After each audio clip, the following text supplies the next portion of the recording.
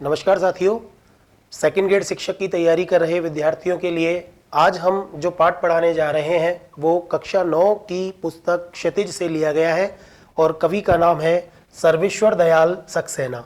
सर्वेश्वर दयाल सक्सेना की एक कविता है मेघ आए, वो हमारे पाठ्यक्रम में है। आज हम उस पर चर्चा करेंगे, तो आइए पढ़ते हैं। सबसे पहले कवि परिचय के रूप में हम पढ़ते हैं। ये सर्वेश्वर दयाल सक्सेना की फोटो है, ये देख लीजिए आप। सर्वेश्वर दयाल सक्सेना बहुत ही जाने माने हिंदी के कवि और लेखक भी रहे हैं ये, ठीक है। इनका जन्म 1927 में बस्ती उत्तर प्रदेश में हुआ था और इनका निधन हुआ था 1983 में, ठीक है। अपने इस जीवन काल में इन्होंने साहित्य के क्षेत्र में, काव्य के क्षेत्र में बहुत नाम कमाया इन्होंने। इनकी जो उच्च शिक्षा है वो इलाहाबाद विश्वविद्यालय से इन्होंने उच्च शिक्षा ग्रहण करने के बाद ये कुछ दिनों तक आकाशवाणी में भी रहे थे और वहां पर ये सहायक प्रोड्यूसर के पद पर इन्होंने कार्य किया था आकाशवाणी दिल्ली के अंतर्गत, ठीक है। दिनमान पत्रिका, प्रश्न पूछा जाता है कि कौन सी पत्रिका के ये से संबंधित थे, तो दिनमान पत्रिका के उप संपादक रहे थे ये।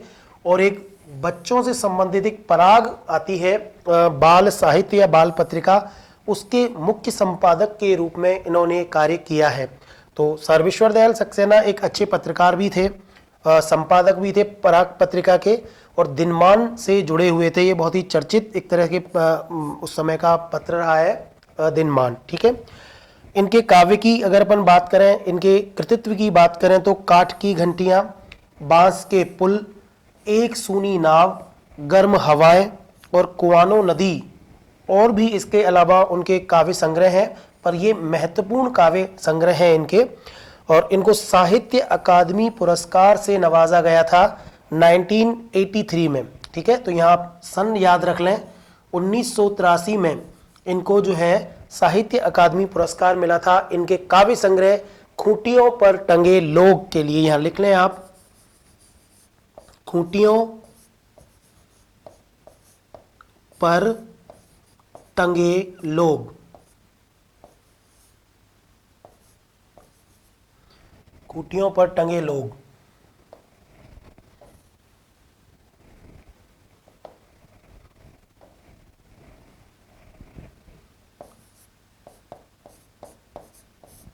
ठीक है, ये काव्य संग्रह है इनका।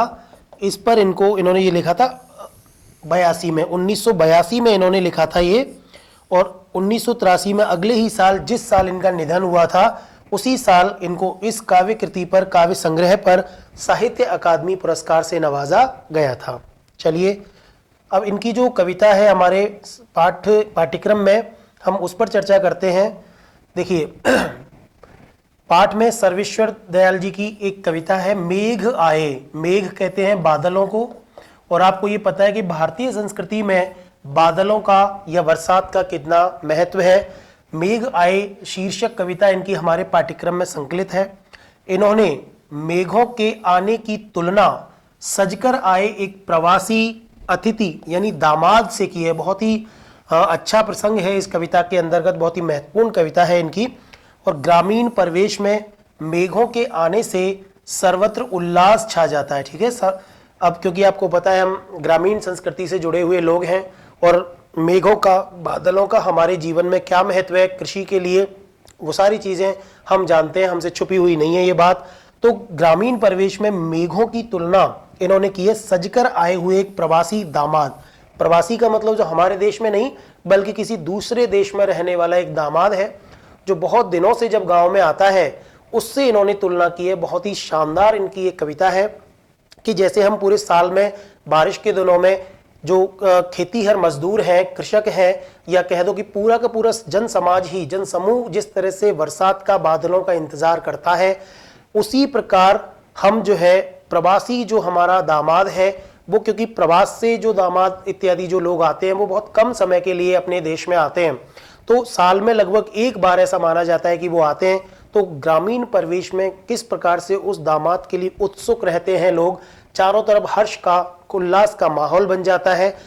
सेम वही चीज मेघों के लिए है कि जैसे ही बादल आते हैं तो एक साल से बादलों का इंतजार करने वाले वो कृषक किस तरह बादलों को आसमान में देख करके खुशी से झूम उठते हैं, वो सारी चीज यहाँ पर दिखाई गई है। तो वहाँ इसी प्रकार वहाँ के परिवेश में दामाद के आने से आनंद में अनुभूति भी हो जाती है। कवि ने इसी भाव का बड़ा ही सजीव और आकर्षक वर्णन अपनी इस कविता में किया है। देखिए, हम तुलनात्मक अध्ययन करेंगे कि बारिश आती है तो किस प्रकार का माहौल कृषक समाज में हो जाता है, और दामाद आता है उसी तरह से खुशियां हमारे समाज में हो जाती हैं। चलिए देखते हैं। देखिए,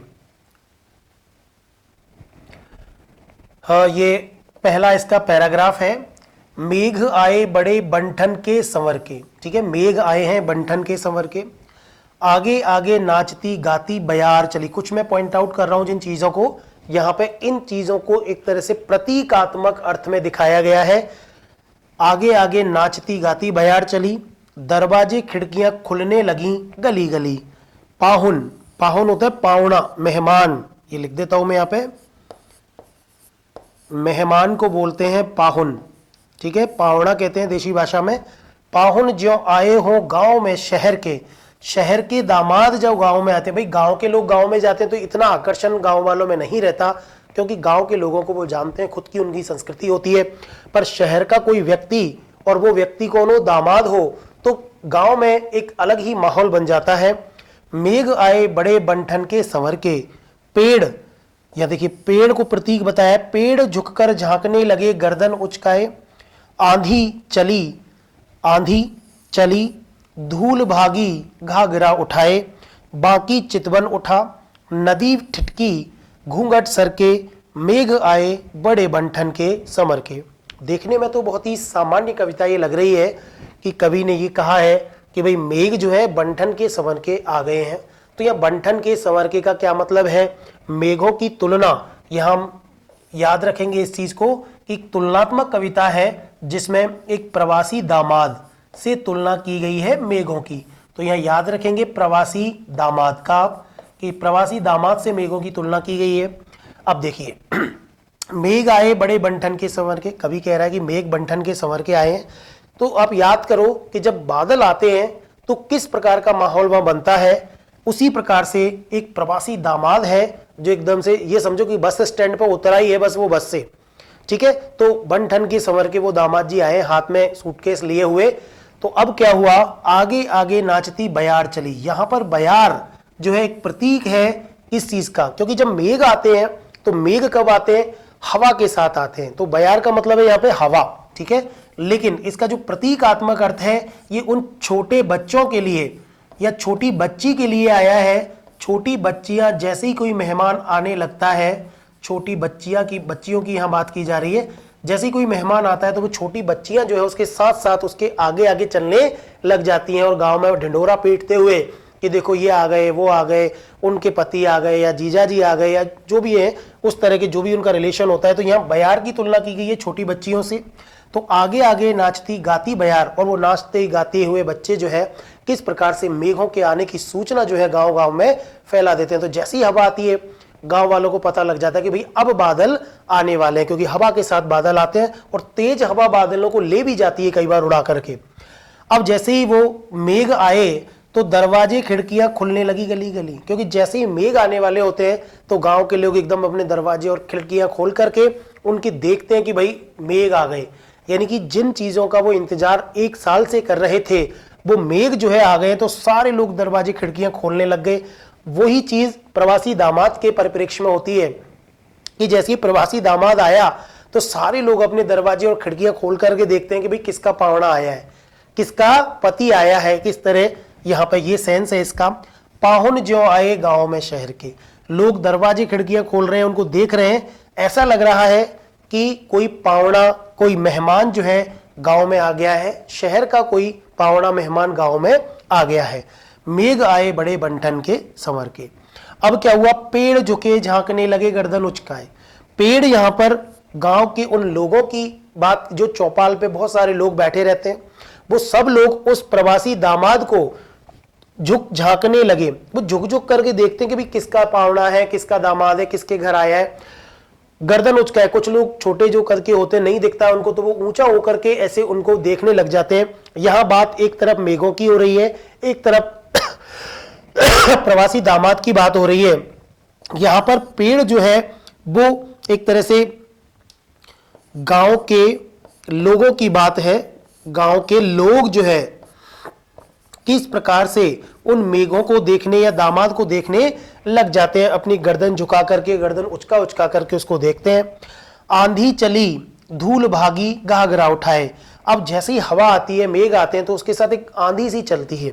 यहां पर ये आंधी चली और धूल भागी घाघरा उठाए। अब धूल घाघरा कैसे उठाएगी? कहने का मतलब ये कि जैसी हवा आती है मेघों के साथ साथ, तो धूल रूपी, यहां पे धूल का एक तरह से तुलना किससे की गई है? कुछ बच्चियां जिनकी अपन बात कर रहे थे, वो ही बच्ची है छोटी सी, वो अपना घाघरा उठा करके किस प्रकार से नाचती गाती हुई भाग जाती है, ये बताने के लिए कि दामाद जी, फूफा जी, जीजा जी या जो भी उनका रिलेशन है वो आ गए हैं। कहने का मतलब सामान्य भाषा में अगर मेघों की दृष्टि से अपन देखें तो यह आंधी चलती है और धूल जो है उड़ने लग जाती है। सामान्य बात तो यह है, पर कवि ने किस तरह प्रतीकात्मक और बिंबात्मक रूप में इस भाषा को रखा है। बाकी चितवन उठा, बाकी चितवन का मतलब होता है दृष्टि, बाकी यानी टेढ़ी, तो बाकी का मतलब होता है टेढ़ी, तो टेढ़ी दृष्टि से नदी ठिठकी। टेढ़ी दृष्टि से यानी कि जो गांव, यहां पर नदी किसके लिए आया है? ये गांव की महिलाओं के लिए आया है। महिलाएं, बहुत सारी गांव की महिलाएं नल इत्यादि पर पानी भरने के लिए जाती हैं, ठीक है। वो एकदम सामने से अपने किसी जो विदेशी आता है या प्रवासी कोई आता है या दामाद हो, तो वो अपना घूंघट एकदम से क्या कर लेती हैं? सरका लेती हैं, सामने से नहीं देखती है उसको, सीधे सीधे वो अपना घूंघट सरका करके बाकी चितवन से टेढ़ी दृष्टि से उसको ऐसे देखती हैं कि भाई किसका पाहुना आया है, किसका मेहमान आया है। इस तरह की बात यहां पर कवि ने की है। तो उन महिलाओं की तुलना की है नदी से, ठिठकी। बारिश के मौसम में नदी भी ऐसा लगता है कि जैसे ठिठक जाती है, रुक जाती है उस मेघ को देखने के लिए। तो यह नदी की तुलना उन महिलाओं से की है जो घूंघट सरका के टेढ़ी दृष्टि से उस पावने को देखने लग जाती हैं। मेघ आए बड़े बंठन के संवर के, क्योंकि मेघ आए हैं, या कह सकते हैं कि प्रवासी दामाद जो है वो शहर से गांव में आए हैं, तो गांव के लोगों में किस प्रकार का उत्साह है, किस प्रकार की उनकी जो है हर्ष और उल्लास और खुशी का माहौल गांव में छा जाता है, कौन कौन से लोगों की क्या क्या प्रतिक्रियाएं होती है, वो सारी चीजें इस पद में बताई गई हैं। चलिए आगे बढ़ते हैं। देखिए आगे है, बूढ़े पीपल ने आगे बढ़ के जोहार की, बरस बाद सुधी लीनी, बोली अकुलाई लता, ओट हो किबार की, हर साया ताल, लाया पानी परात भर के, मेघ आए बड़े बंठन के संवर के, क्षितिज अटारी गहराई दामिनी दमकी, क्षमा करो गांठ खुल गई अब भरम की, बांध टूटा झरझर मिलन के अश्रु ढर के, मेघ आए बड़े बंठन के संवर के। क्योंकि अब देखिए यहां बूढ़े पीपल ने आगे बढ़कर जोहार की। अब यह बूढ़ा पीपल, आपको पता है कि जैसे ही वो दामाद गांव की चौपाल पर पहुंचता है तो किस प्रकार से जोहार कहते हैं एक तरह से अभिवादन या स्वागत। जोहार का मतलब होता है अभिवादन या स्वागत। अब बूढ़ा पीपल, तो यह पीपल के पेड़ के लिए बात की है। यह बूढ़ा पीपल वो गांव के जो बुजुर्ग होते हैं, बड़े लोग, गांव के जो बुजुर्ग व्यक्ति हैं, वो क्या करते हैं, जैसे ही चौपाल पे बैठे रहते हैं। गांव में बड़ी अच्छी परंपराएं होती हैं। शहरों में तो सब अपने अपने फ्लैट्स वगैरह में, मकान में रहते हैं, तो कोई आ जाए कोई चला जाए किसी को पता नहीं चलता है। लेकिन गांव में गांव के जो बुजुर्ग होते हैं वो गांव में बैठे रहते हैं, तो वो जोहार करते हैं कि आइए साहब आइए। तो पावड़ा आए हैं, यानी कि एक तरह से प्रवासी दामाद आए, तो सब लोग उनको वहीं घेर के बैठ जाते हैं कि आइए साहब आइए, और बहुत दिनों बाद आए हो, कैसे रास्ता भूल गए, इस तरह की वो बातें करते हैं। सिम वही चीज यहाँ पे आई है कि बूढ़े पीपल ने आगे बढ़ के जोहार की, बरस बाद सुधी लीनी की। बोले बरस बाद, अब आपको ये पता है कि बादल जो है एक बरस के बाद में ही बारिश करते हैं, है ना। और सुधी यानी याद, कि बोले एक साल बाद बड़े बड़े आपने याद की हमारी, बहुत साल बाद, इनकी एक साल बाद लौट करके हमारी आपको याद आई, आइए साहब आइए। इस तरह का अभिवादन गांव के बुजुर्ग लोग करते हैं। यहाँ पे बरसात के लिए भी वो जैसे ही बारिश के बादल आते हैं तो बड़े बुजुर्ग जो भी होते हैं वो हाथ जोड़ करके अभिवादन करते हैं इंद्र देवता का कि हे इंद्रदेव, हम पर कृपा दृष्टि बनाए रखो, बहुत दिनों बाद आपने जो है याद की है हमारी, तो जरा बरस मतलब एक तरह से बरसना, बहुत स्वागत है आपका कि आप आए। बोली अकुलाई लता, अब देखिए लता होते हैं पेड़, अकुलाई यानी गर्मी का माहौल रहता है, बारिश की सबको जरूरत रहती है। यहां पर लता उस दामाद की पत्नी की बात की जा रही, जिसको हम दामाद दामाद बार बार कह रहे हैं ना, प्रवासी दामाद की एक तरह से पत्नी है ये, प्रवासी दामाद की पत्नी है जो अकुलाई यानी व्याकुल, अकुलाई लता, अकुलाई लता का मतलब दामाद की पत्नी, वो भी कैसी, व्याकुल, क्योंकि वो भी व्याकुल रहती है कि भाई जब लोग प्रवास में रहते हैं ना, व्याकुल लता जिसकी बात की है, तो व्याकुल है वो पत्नी। तो जब प्रवासी या प्रवास में जब व्यक्ति रहता है तो उसकी पत्नी को भी बड़ी शंका बनी रहती है कि पता नहीं इस साल आएंगे कि नहीं आएंगे। सिर्फ वही भाव यहां पे आया है कि बोली अकुलाई लता ओट हो किवाड़ की। जैसे ही वो दामाद जी घर पे पहुंचते हैं, किवाड़ के साइड में छुप करके, क्योंकि हमारे संस्कारों में, हमारे ग्रामीण संस्कृति में सीधा ऐसा नहीं है कि गांव की जो पत्नियां हैं, जो लड़कियां हैं, अपने पति को आने पर छुप जाती हैं, साइड में से एकदम सामने होकर के बात नहीं करती। किवाड़ की ओट में वो छुप गई है, व्याकुल तो हो ही रही है कि क्या पता इस साल आएंगे कि नहीं आएंगे पतिदेव। यहां लता उस पेड़ पौधों के लिए जो गर्मी में व्याकुल हो रहे हैं, वो पेड़ों बादलों के आने से, मेघों के आने से एकदम व्याकुल लता छुप करके कहती है कि, बोलती है अकुला करके, भैया आ गए तो बहुत अच्छी बात है। इस तरह यहां लता की बात की गई है वर्षा के सेंस में, लेकिन यहां दामाद के सेंस में उस व्याकुल यानी कि जो पत्नी बताई गई है उस दामाद की, उसके लिए आया है। हर्षाया ताल लाया पानी परात भर के। अब देखिए पानी परात भर के, ये हमारी भारतीय संस्कृति का एक लक्षण है कि जैसे ही कोई विदेशी मेहमान या कोई दूर का मेहमान बहुत दिनों बाद जब आता है तो उसके पैर धोने के लिए परात में पानी भर करके लाया जाता है। तो यहां हर्षाया ताल, ताल का मतलब उस घर का, यानी कि उसका या तो भाई होगा या उसके पिताजी होंगे, इस तरह की बात, भाई या पिता। हर्षा यानी खुशी से, यहां पर इसको भाई या पिता भी अपन कह सकते हैं।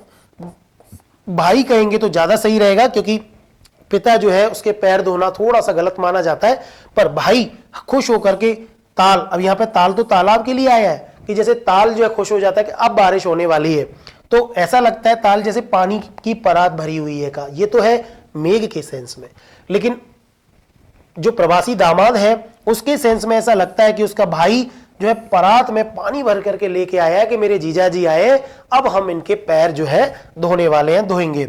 मेघ आए बड़े बंठन के संवर के, क्षितिज अटारी गहराई दामिनी दम की, क्षमा करो गांठ खुल गई भरम की। यहां पर दामिनी वैसे तो बिजली होती है, जब मेघ आते हैं तो एकदम बिजली चमकती है, ठीक है। क्या होता है, मेघ आते हैं तो बिजली चमकती है। दामिनी दम की, क्षितिज अटारी गहराई। अब यहाँ पे अटारी एक तरह से मकान के ऊपर बना हुआ एक सिंगल सा कमरा होता है, तो वहां पर यहाँ पर क्षितिज पर जो एकदम जैसे बारिश का मौसम होता है, बादल आते हैं तो बिजली कड़कने लग जाती है, उससे पता चल जाता है कि भाई अब बारिश होने वाली है। यहां पर वो पत्नी जो अभी किवाड़ के पीछे छिपी हुई है, वो क्षितिज अटारी गहराई दामिनी, अब वो बिजली की तरह एकदम कई बार गुस्सा भी दिखाती है कि बहुत दिन लगा दिए तुमने, अब आए हो, इतना समय लगा दिया, मैं कब से व्याकुल होकर के इंतजार कर रही थी। यहां पर दामिनी दम की उस सेंस में आया है। क्षमा करो गांठ खुल गई अब भरम की, बारिश के सेंस में, मेघ के सेंस में यह आया कि कोई बात नहीं, गांठ खुल गई भ्रम की। अभी तक जो भ्रम बना हुआ था गांव वालों को कि भाई बारिश होगी या नहीं, तो वो भ्रम भी दूर हो गया कि अब तो बादल आ ही गए हैं, तो इस साल तो हमें बरसात होगी और अच्छी फसल होगी, इस तरह उनका भ्रम दूर हो जाता है। यहां पर जो भ्रम की गांठ है वो ये कि पति और पत्नी के बीच में हल्की सी या तो कोई नोकझोंक है या प्रवासी दामाद आएंगे या नहीं, ये भ्रम भी अब दूर हो गया है, क्योंकि प्रवासी दामाद पहुंच गए हैं घर पे।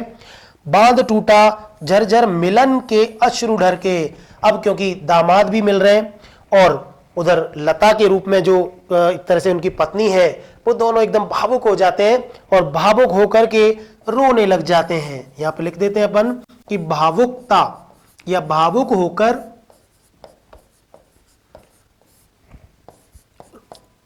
रोना। अब भावुक होकर के रो देते हैं, आंखों में आंसू छलछला जाते हैं।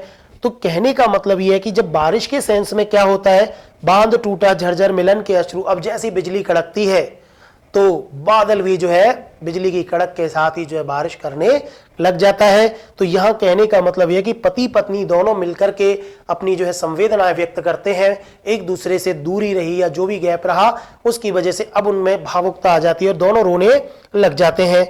मेघ आए बड़े बंठन के संवर के, तो देखिए कितनी बहुत ही अच्छी कविता है। यहां पर मेघ और प्रवासी दामाद की किस शानदार तरीके से यहां पर कवि ने तुलना की है, बहुत ही अच्छी कविता है। तो आप याद रखेंगे कि सर्वेश्वर दयाल सक्सेना की ये कविता है मेघ आए, जो हमारे इस पाठ्यक्रम में है। ठीक है, नेक्स्ट वीडियो में मिलते हैं, तब तक के लिए धन्यवाद।